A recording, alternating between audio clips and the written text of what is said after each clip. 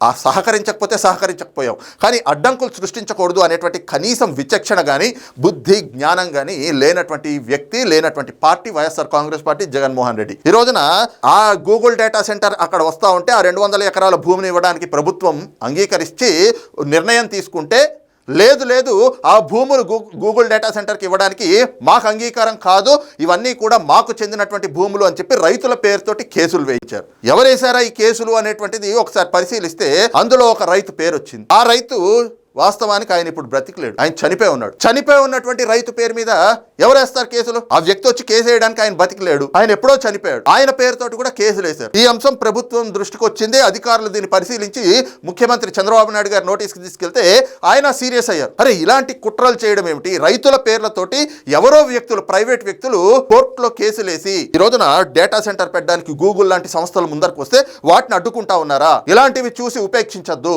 వాళ్ళపైన చర్యలు తీసుకోండి. అసలు ఈ వెనకాతలు ఉన్నటువంటి వ్యక్తులు ఎవరు అనేటువంటిది మొత్తం వివరాలు మొత్తం అంతా కూడా బయటకు తీయండి అని చెప్పి ఈ రోజున అధికారులకి, పోలీసులకు కూడా ముఖ్యమంత్రి చంద్రబాబు నాయుడు గారు కీలకమైనటువంటి ఆదేశాలు జారీ చేశారు.